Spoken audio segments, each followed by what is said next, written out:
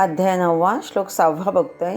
यथाकाशस्थितो नित्यं वायुः सर्वत्र गो महान् तथा सर्वाणि भूतानि मत्स्थानीत्युपधारय. आकाशाच्या दृष्टांताने भगवंताच्या सर्वव्यापी स्वरूपाबद्दल सांगतात आहे.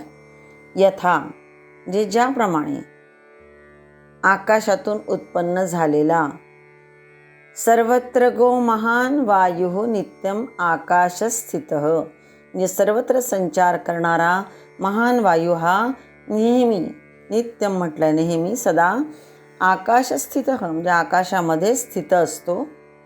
तथा त्याप्रमाणे सर्वाणि भूतानि संपूर्ण भूते मत्स्थानी इति उपधारय. शेवटच्या शब्दात असा संधी आहे. ही सगळी भूत, संपूर्ण भूत मात्र माझ्यामध्ये स्थित आहेत. इति उपधारय म्हणजे असे तू जाण. मागील 2 श्लोकांमध्ये सांगितलेल्या गोष्टींना दृष्टांताने स्पष्ट केलेलं आहे. प्रकृती दृष्ट्या आकाश हे प्रथम अस्तित्वात आलेलं आहे. पंचमहाभूतांपैकी आकाश हे प्रथम अस्तित्वात आलं. आकाशाची व्याख्या करणं जवळजवळ अशक्य आहे. आकाश म्हणजे काय तर अवकाश, पोकळी, अनेक ब्रह्मांडे म्हणजे अखिल सृष्टी ज्यामध्ये सामावलेली आहे अशी जागा. या पलीकडे आकाशाचं स्वरूप शब्दांनी अधिक सांगता येणार नाही. या आकाशामध्ये ईश शक्ती किंवा ईश चैतन्य भरून राहिलेलं आहे. त्या चैतन्याची गती त्या आकाशातच दिसून येते. हे गतिमान चैतन्य हाच प्राण आहे, हीच प्राणशक्ती, हाच वायू. आकाश जितकं व्यापक आहे तितकाच प्राणही व्यापक आहे. आकाश हे पंचमहाभूतांपैकी एक असल्यामुळे ते मर्यादित असले पाहिजे, हे खरे. पण कोणाही व्यक्तीच्या कल्पनेला ते अमर्यादच आहे. त्याची कल्पना करता येत नाही. या अमर्याद आकाशामध्ये म्हणजेच या आकाशरूपी पोकळीमध्ये वायू तत्व भरून राहिलेलं आहे. सर्व ठिकाणी संचार करणारा हा महान वायू आकाशामध्येच स्थित असतो. किंवा शांत असतो, किंवा क्रियाशील असतो, किंवा वादळ रूपानेही वाहत असतो हा वायू. पण कोणत्याही रूपाने वाहणारा हा वायू आकाशापासून मात्र वेगळा होऊ शकत नाही. तिथेच राहतो, तिथेच उत्पन्न होतो, तिथेच स्थित असतो असं म्हटलं आहे. आणि तिथेच क्रियाशीलही असतो. त्याप्रमाणे तिन्ही लोकांमध्ये 14 भुवनात फिरणारं स्थावर जंगम संपूर्ण प्राणी माझ्यामध्येच स्थित राहत असतात असं भगवंत म्हणतात. तथा सर्वाणि भूतानि मत्स्थानी, म्हणून यासाठी हे वापरलेलं आहे वाक्य. म्हणून भगवंत शेवटी म्हणतात की तुम्ही नित्य निरंतर माझ्यातच राहता, तरीही माझ्याविषयी आकर्षित न होता, माझ्या प्राप्तीसाठी परिश्रम न करता निरंतर भोगामध्येच रमता. इति उपधारय असं म्हटलंय. म्हणजे हे तू मान, हे तू जाणून घे, मानून घे. जसं वायू आकाशातून उत्पन्न होतो, आकाशातच स्थित असतो आणि आकाशातच लीन होतो. म्हणजे आकाशाला सोडून जशी वायूची स्वतंत्र सत्ता नाही, तसंच भगवंताला सोडून प्राण्यांची सुद्धा स्वतंत्र सत्ता नाही, हे यातून सांगायचं आहे. हे साधकाने दृढतेने स्वीकार केले तर त्याला सर्व काही भगवंतच आहे या तत्वाचा, या वास्तविक तत्वाचा अनुभव होईल असं या श्लोकामध्ये म्हणतात आहे, या दृष्टांतातून. पुढचा श्लोक पुढे बघूया. अध्याय 9 7 श्लोक बघतोय. सर्वभूतानि कौन्तेय प्रकृती यान्ति मामिकाम कल्पक्षये पुनस्तानि कल्पादौ विसृजाम्यहम. हे कौन्तेय, हे अर्जुना, कल्पक्षये सर्वभूतानि मामिकाम प्रकृतीम यान्ति, म्हणजे कल्पाच्या अंती, कल्पक्षये म्हटलंय, म्हणजे कल्पाच्या अंती शेवटी सर्व भूत मात्र माझ्याच प्रकृतीप्रत यांती, म्हणजे येतात, प्राप्त होतात, विलीन होतात या अर्थाने. तसेच कल्पादौ विसृजामि, म्हणजे कल्पाच्या आरंभी, तानी अहम पुनः विसृजामि, कल्पाच्या आरंभी, कल्पाच्या सुरुवातीला त्यांना मी पुन्हा उत्पन्न करतो. हा या श्लोकाचा अर्थ आहे. हे सर्व भूत मात्र कल्पाच्या अंती परमेश्वराच्या प्रकृतीमध्ये लय पावतात आणि दुसऱ्या कल्पाला जेव्हा सुरुवात होते तेव्हा प्रत्यक्ष परमेश्वरच त्या सर्व भूतमात्रांना पुन्हा उत्पन्न करतो. ही कल्पना आपण मागील 8व्या अध्यायात सुद्धा आलेली आहे, तेव्हा बघितलंय. अर्थात कल्प म्हणजे ब्रह्मदेवाचा एक दिवस होय. या दिवसाचा उदय झाला म्हणजे सृष्टीची उत्पत्ती होऊ लागते आणि तितकाच काळ रात्रीचा हेच सांगतात आहे इथे. हा तितकाच काळ जो आहे तो रात्रीचा जातो. त्या रात्रीला सुरुवात झाली की मग सृष्टीचा प्रलय होऊ लागतो. हे या श्लोकातून सांगायचं आहे. जेव्हा कल्पक्षय म्हणजे विधीची रात्र सुरू होते, ब्रह्माची रात्र सुरू होते, तेव्हा भगवंताची जी अपरा अष्टधा प्रकृती आहे त्या प्रकृतीमध्ये पृथ्वीवरील सर्व सृष्टीचा म्हणजे शरीर, इंद्रिये, मन, बुद्धी, शब्दस्पर्शादी, भोगविषय इत्यादी सर्व गोष्टींचा लय होतो. ब्रह्माचा कल्पक्षय म्हणजे विधीची रात्र सुरू झाली की आणि दिवस सुरू झाला की उदय होतो. सर्व चराचर सृष्टी बीज रूपाने त्या अपरा प्रकृतीमध्ये सुप्त होऊन स्वस्थ पडून राहते प्रलय काळामध्ये. आणि ही प्रलयाची रात्र संपली की जेव्हा पुन्हा ब्रह्मदेवाच्या दिवसाला प्रारंभ होतो तेव्हा ती सुप्त सृष्टी परमेश्वराच्या प्रभावाने पुन्हा जशी पूर्वी होती तशीच ती निर्माण होते. कल्पक्षय पदाने महाप्रलयाला म्हटले गेलेले आहे आणि कल्पादौ पदाने महासर्ग म्हणजे प्रभव हे सांगितलेलं आहे. इथे एक महत्त्वाचं सांगण्यात येतं की प्रलयापूर्वी सृष्टीचे जे स्वरूप होते त्याच स्वरूपाने ती पुन्हा प्रगट होते. ज्या स्वरूपात ती विलय झालेली आहे, लीन झालेली आहे प्रलयामध्ये, त्याच स्वरूपात ती पुन्हा प्रगट होते. हे विशेष महत्त्वाचं लक्षात ठेवायचं आहे.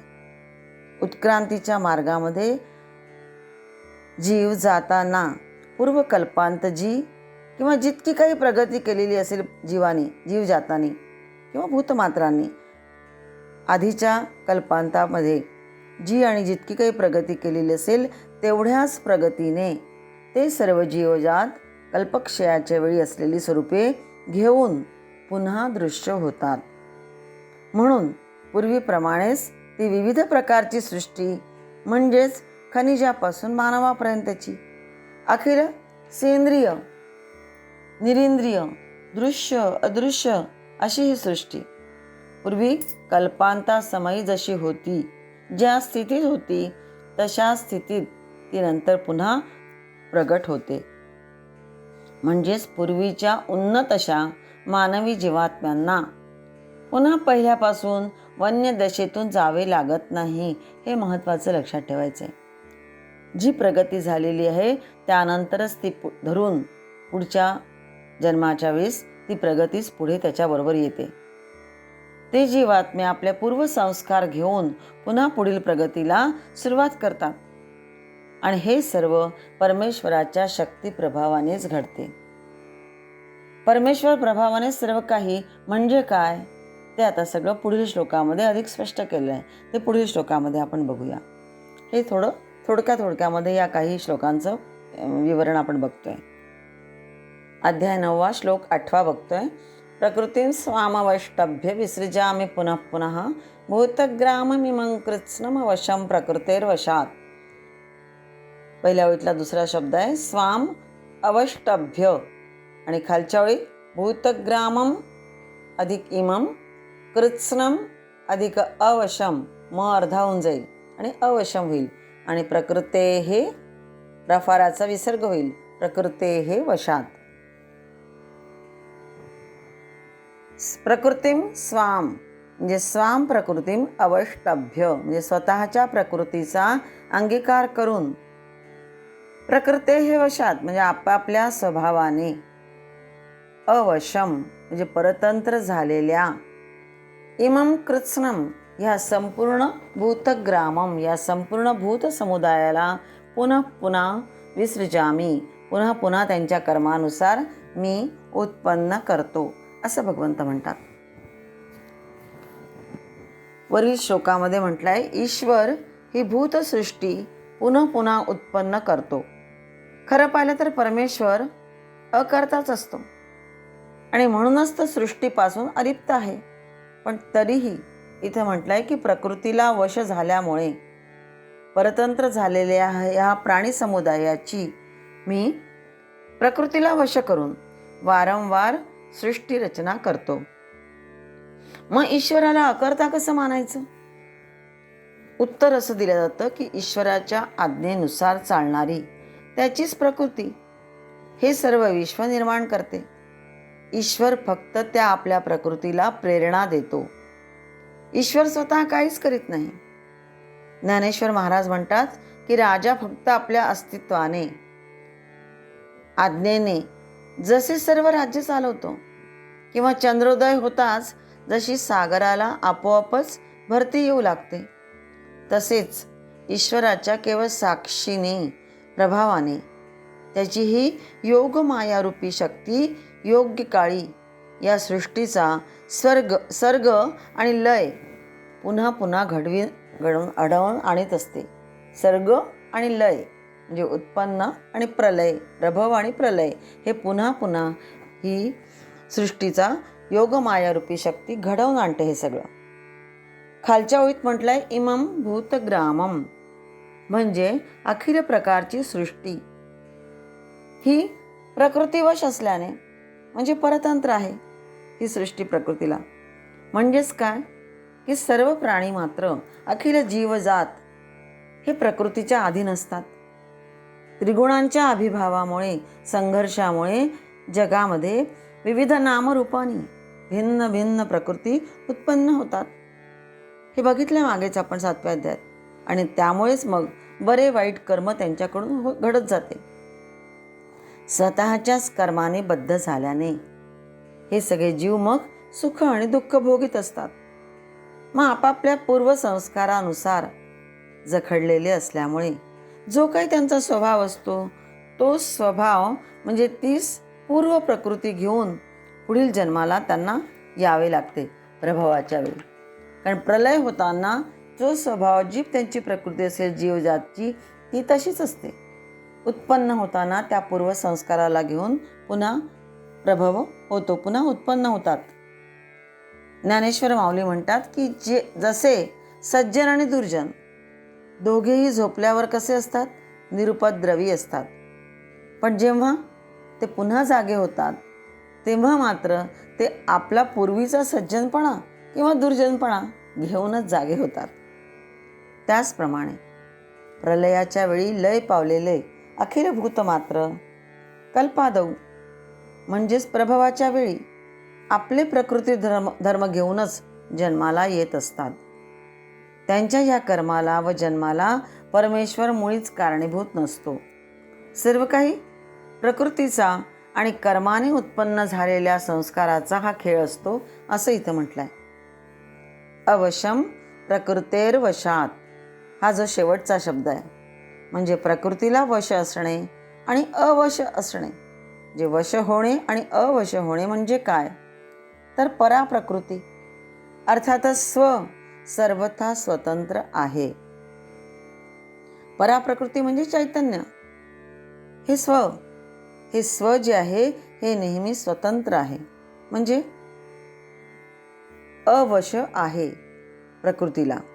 पण हा स्व जेव्हा अपरा प्रकृतीशी संबंध जडल्यामुळे मुळात हा स्व कसा आहे, अवश आहे.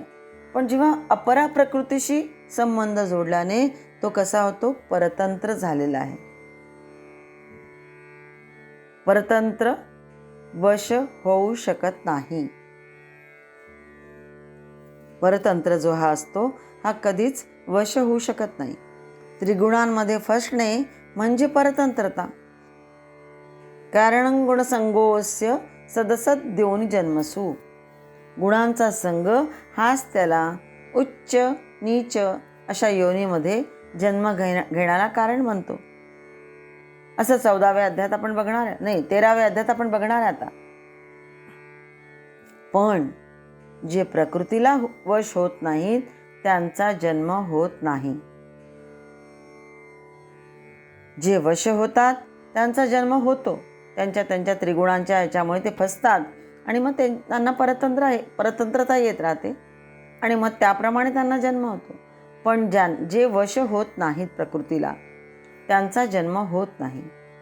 त्याचे उत्तर 14व्या अध्यायात मग दुसऱ्या श्लोकात दिलं आहे की सर्गेऽपि नोपजायन्ते प्रलयेन व्यथन्ति च. म्हणजे महासर्गातही ब्रह्माच्या प्रभव काळातही आणि महासर्गातही हे उत्पन्नही होत नाही आणि लीनही होत नाही. म्हणजे महाप्रलय होताना हे ज्ञानी दुःखी होत नाही, ते परमतत्वालाच प्राप्त होतात.